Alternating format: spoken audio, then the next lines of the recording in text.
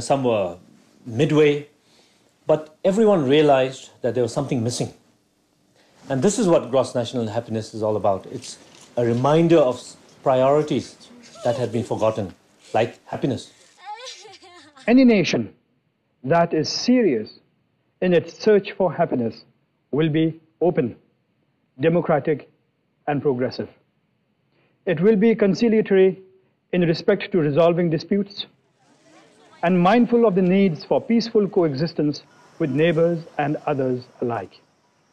Globalization, which brings with it the paradox of conflict, needs to be guided by leaders committed to sharing and leading their people toward happiness, rather than be promoting and leading battles for greater advantage in the global marketplace.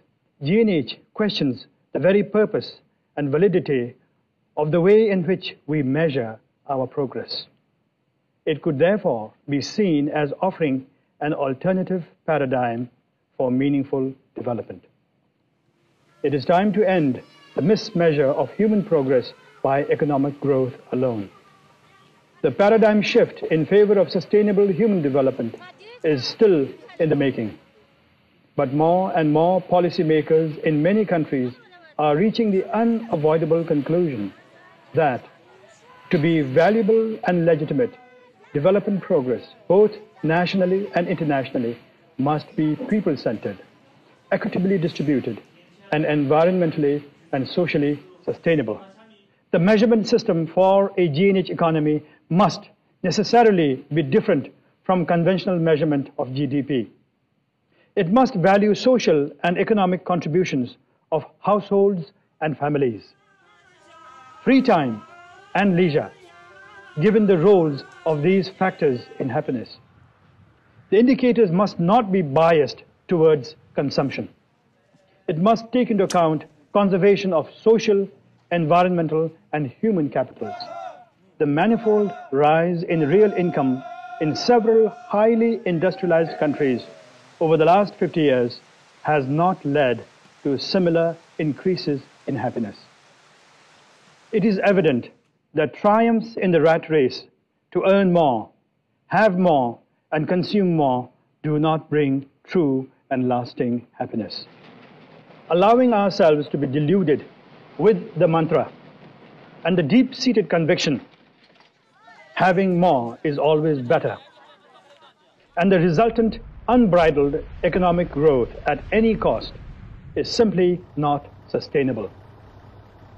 Not only are we producing more to consume more, we are quite clearly overproducing and overconsuming while discharging mountains of hazardous waste in a world with finite resources and limited capacity for absorption of abuse.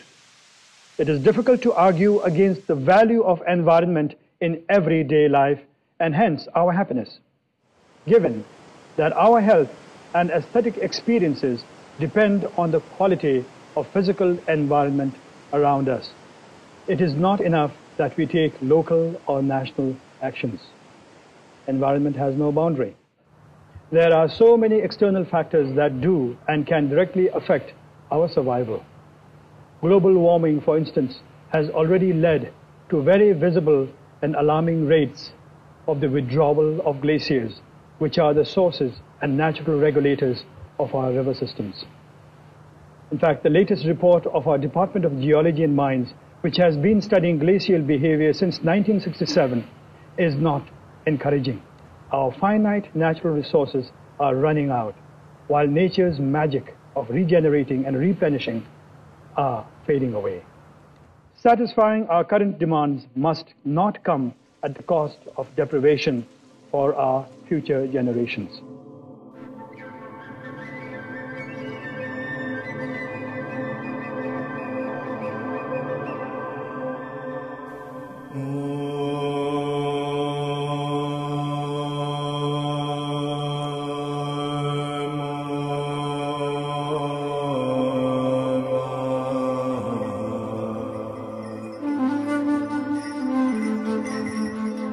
In the 1960s, Bhutan was a country without roads. In 4 decades, King Jigme Thinley transformed his kingdom from a closed, least developed nation into a country slowly showing the world a new, more enlightened form of progress. Progress on the middle path. The Bhutanese know they can't do it alone. A world of poverty, overpopulation, and environmental collapse swarms just beyond their borders. Addressing an international conference on gross national happiness, young King Jigme Wangchuk said, "The philosophy of GNH is inherently Bhutanese, but its ideas may have a positive relevance for other nations. In today's world, I feel there must be some agreement among nations on the primary goal of development, something that gross national happiness seeks to bring out." Before passing the crown to his son, King Jigme Wangchuk established an elected form of government with a democratic constitution to replace the monarchy's absolute power. The 4th king concluded his reign by saying, "I am confident that a very bright future lies ahead for Bhutan, with the leadership of a new king and a democratic system of government. I repose my full faith and belief in the people of Bhutan to look after the future of our nation. For it is the Bhutanese people who are the true custodians of our tradition and culture, and the ultimate guardians of the security, sovereignty, and continued well-being of our country."